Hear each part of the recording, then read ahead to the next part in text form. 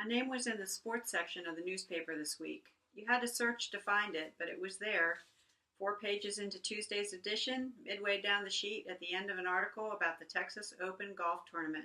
There was my name, all 9 letters worth. It was a first for me.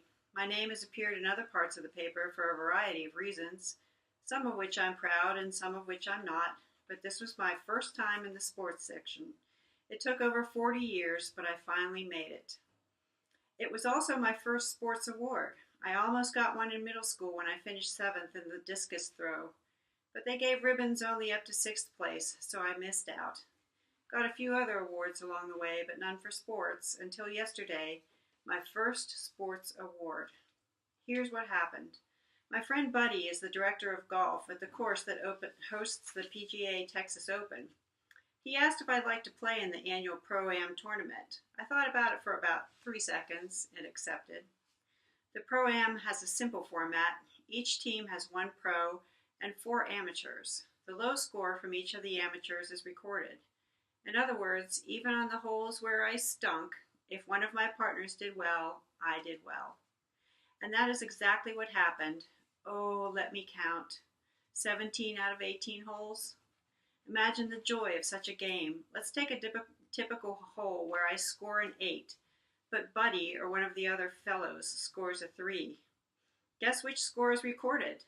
The 3. Max's 8 is forgotten and Buddy's birdie is remembered. A person could get used to this. I get credit for the good work of someone else simply by virtue of being on his team. Hasn't Christ done the same for you? What my team did for me on Monday, your Lord does for you every day of the week. Because of his performance, you close your daily round with a perfect score. Doesn't matter if you sprayed a few into the woods or shanked one into the water.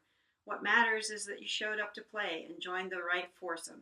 In this case, your foursome is pretty strong. It's you, the Father, the Son, and the Holy Spirit. A better team doesn't exist. The $2 theological term for this is positional sanctification. Simply defined, you are given a prize not because of what you do, but because of whom you know. A second word was illustrated in that golf game. What kind of mind is this, finding theology on a fairway? Not only do you see a picture of positional sanctification, there is an equally clear portrait of progressive sanctification. Remember my contribution? 1 out of 18 holes. On 1 hole, I made a par. My par went on the card and carried the team. Want to guess on which hole I made the par? The last one. Though I offered so little, I improved with each hole. Buddy kept giving me tips and changing my grip until finally I made a contribution. I improved progressively. The prize came because of Buddy's score. The improvement came because of Buddy's help. Positional sanctification comes because of Christ's work for us. Progressive sanctification comes because of Christ's work in us. Both are gifts from God. With one sacrifice, he made perfect forever those who are being made holy. Hebrews 10:14. See the blending of tenses? He made perfect.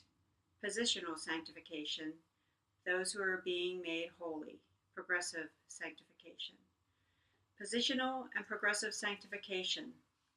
God's work for us and God's work in us. Neglect the first and you grow fearful. Neglect the second and you grow lazy. Both are essential and both are seen in the moistened dirt at the base of the cross of Christ.